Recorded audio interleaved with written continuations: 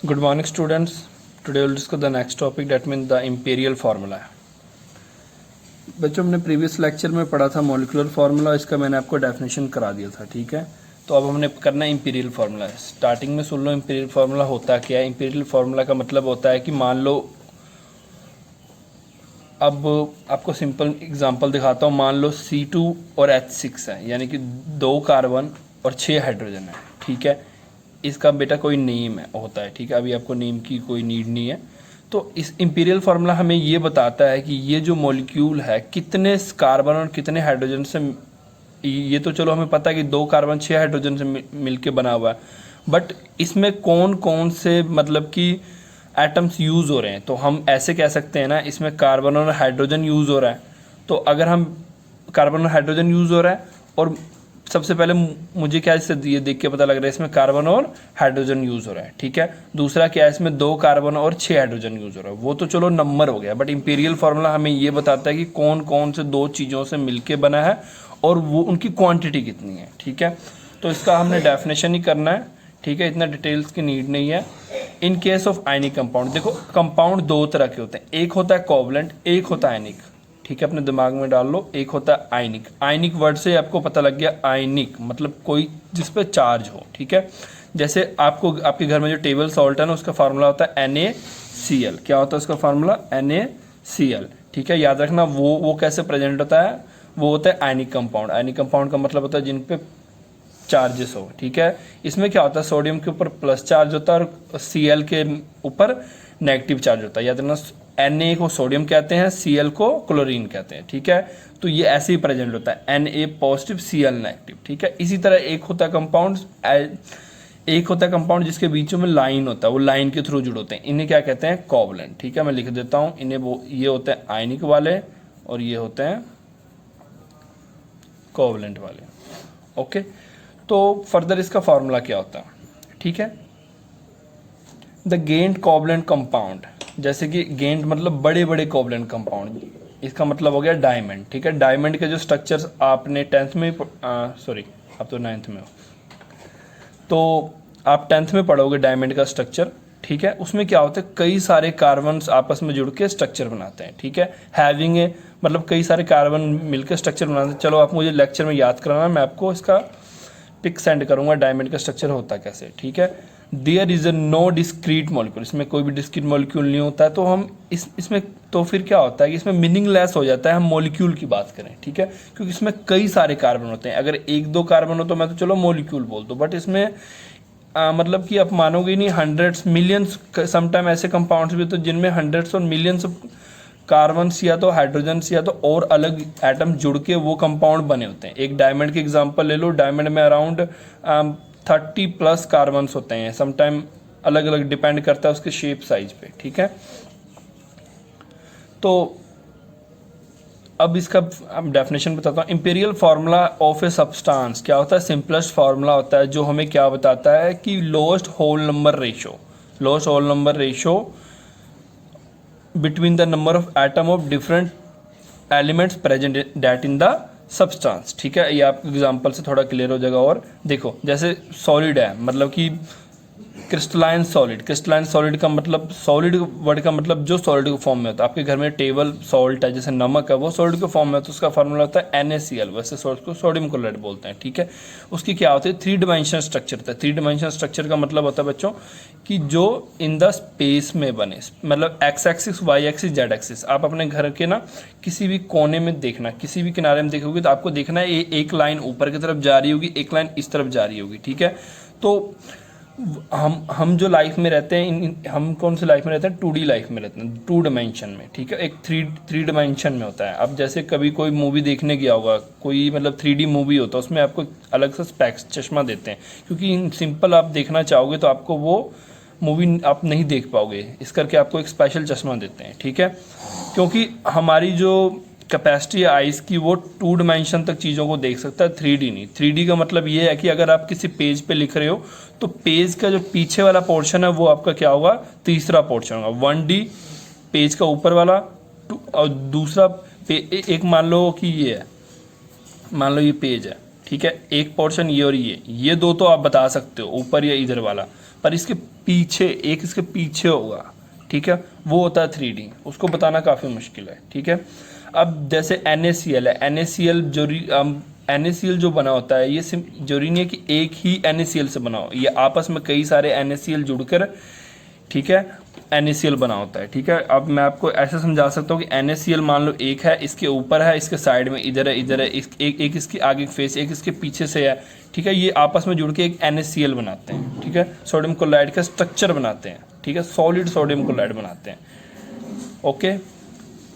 तो where n is the large number of n is the large number, ठीक है, n क्या है, लार्ज नंबर, मतलब कि अब यहाँ देखो NaCl ब्रैकेट के अंदर n, मतलब कि n नंबर ऑफ NaCl जुड़े हुए हैं, उन्होंने मिलकर क्या बनाया, स्ट्रक्चर बनाया, ठीक है।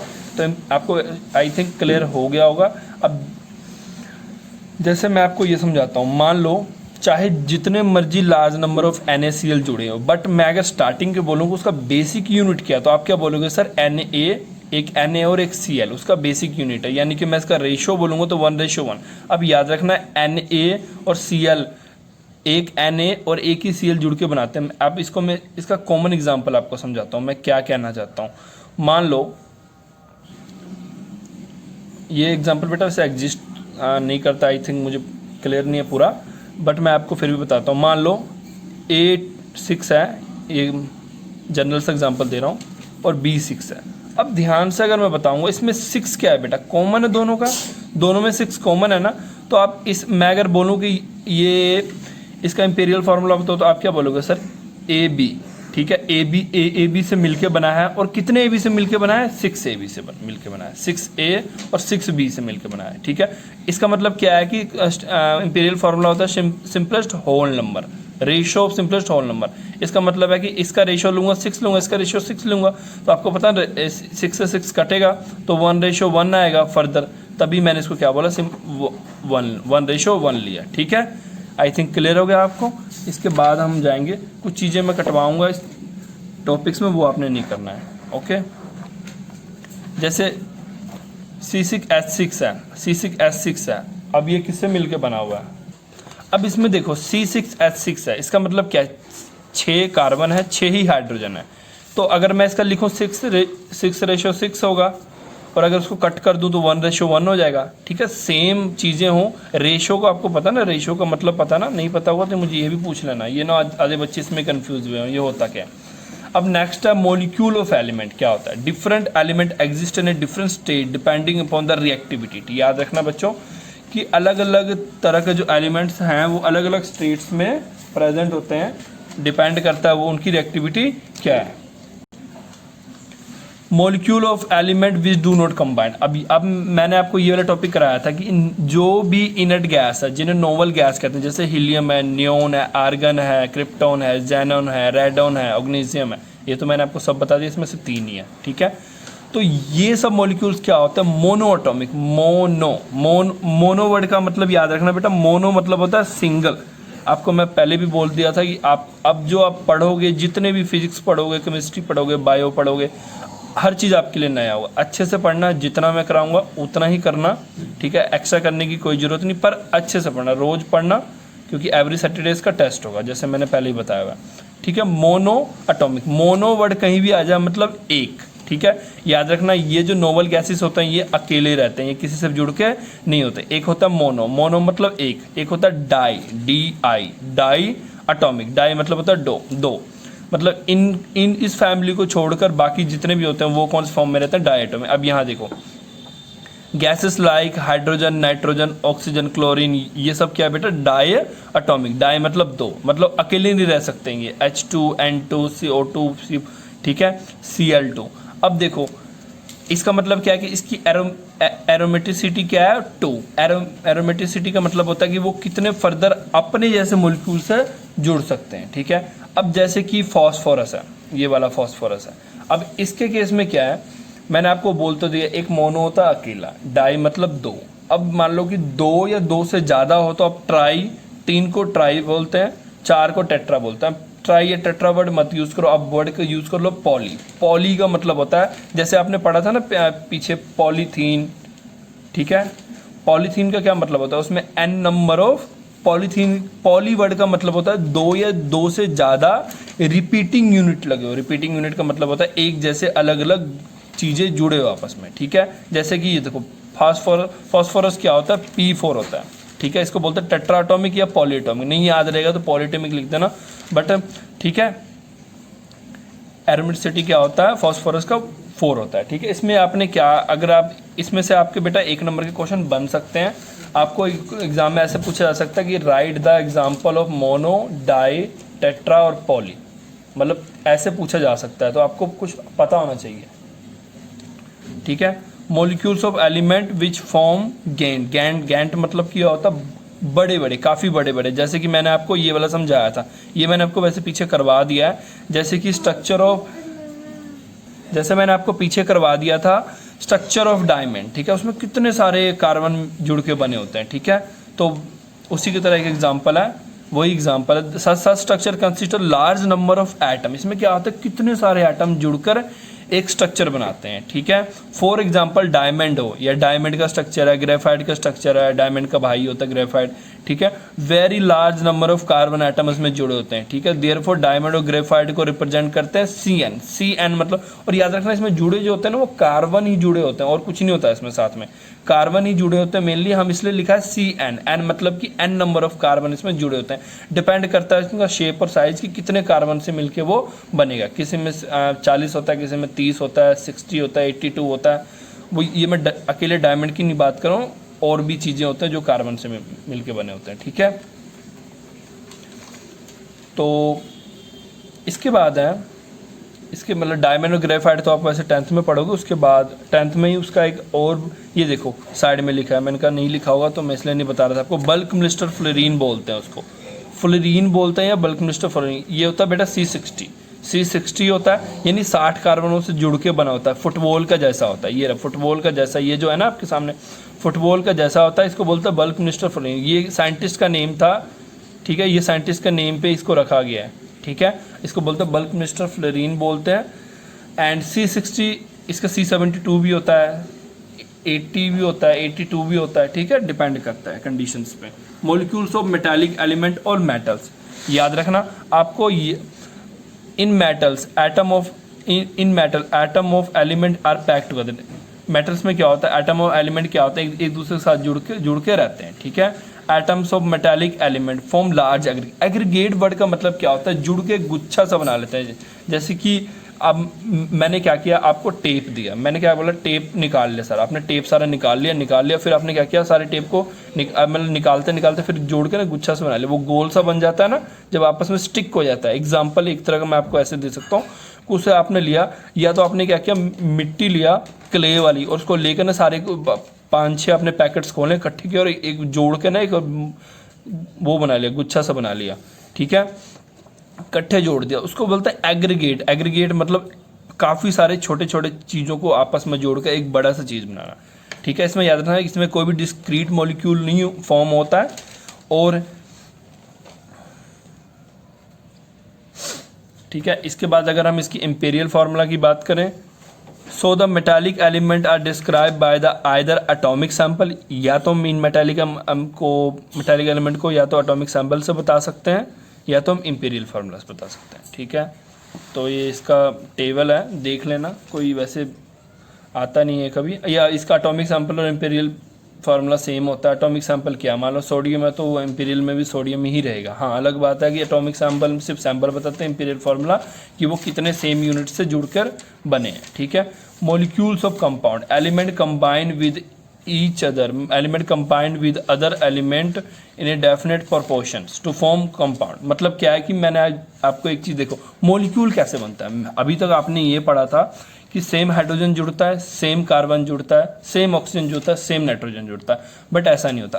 आपने से सबसे सिंपलेस्ट एग्जांपल जो लाइफ के लिए सबसे एसेंशियल है वो होता है बेटा हाइड्रोजन। उसमें देखो ध्यान से, हाइड्रोजन का क्या है, सॉरी हाइड्रोजन नहीं, वाटर का क्या है, 2 हाइड्रोजन और 1 ऑक्सीजन जुड़ के बना है वाटर का फार्मूला H2O, ठीक है। 8वीं क्लास में आपको पता हो, 8वीं से पहले भी पता लग गया होगा हाइड्रोजन वाटर का फार्मूला, ठीक है। H2O मतलब 2 हाइड्रोजन और 1 ऑक्सीजन, ठीक है। तो ये मॉलिक्यूल, मतलब ध्यान से देखो 2 हाइड्रोजन एटम है, 1 ऑक्सीजन एटम है, ठीक है, ये जुड़ के इन्होंने एक मॉलिक्यूल बनाया। पर इसमें क्या है कि ये या तो आपस में भी जुड़ सकते हैं और सेम से भी जुड़ सकते हैं, दूसरों से भी जुड़ सकते हैं, और क्या बना सकते हैं, कंपाउंड। ठीक है, मेनली कंपाउंड में तो दूसरों से जुड़ के ही बनाते हैं। Element combined with other element in definite proportion, ये नहीं होता है कि कुछ भी जोड़ लो, इनके प्रोपोर्शन सेम होते हैं। ठीक है, जैसे अभी इसे बोलते हैं बेटा अमोनिया, ठीक है, नेम लिखा हुआ है, ठीक है, ये वाटर बोल, इसे अमोनिया बोलते हैं। इसमें एक नाइट्रोजन और 3 हाइड्रोजन होता है। ठीक है, इसे बोलते हैं कार्बन डाइऑक्साइड, और ये सब चीज़ें आपने पहले भी देखा हो, नाम सुना होगा इनका, इनको बोलते हैं हाइड्रोक्लोरिक एसिड। ठीक है, इसके बाद आ गया आपका आयंस और आयनिक कंपाउंड। आयंस और आयनिक कंपाउंड देखो इन द रियल लाइफ में अगर मैं बोलना चाहूँ तो हम क्या बोलेंगे, इन द रियल लाइफ जिसके पास पॉजिटिव चार्ज है वो अमीर है, बट केमिस्ट्री का लाइफ थोड़ा डिफरेंस है। केमिस्ट्री में जिसके पास पॉजिटिव चार्ज है वो गरीब है, और जिसके पास नेगेटिव चार्ज है वो अमीर है। ठीक है, ये लाइफ से उल्टा चलता है। ठीक है, मान लो कि किसी के पास पॉजिटिव चार्ज आ जाए किसी रीजन करके, तो वो क्या हो जाएगा, गरीब हो जाएगा। गरीब in the sense of electron. Electron क्या होता है इनकी, अभी थोड़ा सा मैं बताता हूँ इलेक्ट्रॉन क्या होता है। अब देखो हम इतने दिन से एटम पढ़ी जा रहे हो, एटम होता क्या है। ठीक है, वैसे मतलब स्मॉलेस्ट पार्टिकल बोल दिया। ठीक है, मैंने पीछे हमने पहले बोला स्मॉलेस्ट पार्टिकल, फिर बाद में मैंने यही बताया था कि नहीं ये गलत है, जरूरी नहीं कि वो स्मॉलेस्ट पार्टिकल, एटम से भी छोटे चीज़ होते हैं। फिर मैंने बोला था ना इलेक्ट्रॉन, प्रोटॉन, न्यूट्रॉन्स होते हैं इसके अंदर। ठीक है, पीछे मैंने बताया था आपको, अगर नहीं बताया था तो अब सुन लो। ठीक है, एटम्स के अंदर भी फर्दर चीज़ें होते हैं। ठीक है, तो और मेनली इनके बीच में जैसे हमारे बीच में नहीं होता है कि पैसा दो और सामान लो। ठीक है, इनके बीच में क्या आता है, इलेक्ट्रॉन दो और खेल करो। ठीक है, मतलब कुछ भी करना है इन्होंने, इलेक्ट्रॉन देंगे या इलेक्ट्रॉन लेंगे। तो इसके बाद देखो याद रखना, the charge species obtain when the atom lose और गेन इलेक्ट्रॉन। ठीक है, वो चार्ज स्पीसीज ऑब्टेन कब, जब एटम क्या हो, या तो लूज करे या तो गेन करे। लूज मतलब छोड़ना, गेन मतलब, लूज मतलब क्या होता है, छोड़ना, गेन का मतलब लेना। गेन का मतलब क्या होता है, हिंदी में लिख लो, भूल जाते हैं हम। लूज का मतलब तो बच्चों को फिर भी याद रहता है। ठीक है, अब इसमें दो तरह के होते हैं, एक बनेगा पॉजिटिव चार्ज वाला, एक बनेगा नेगेटिव चार्ज वाला। अब पॉजिटिव चार्ज वाले का डेफिनेशन देख लो।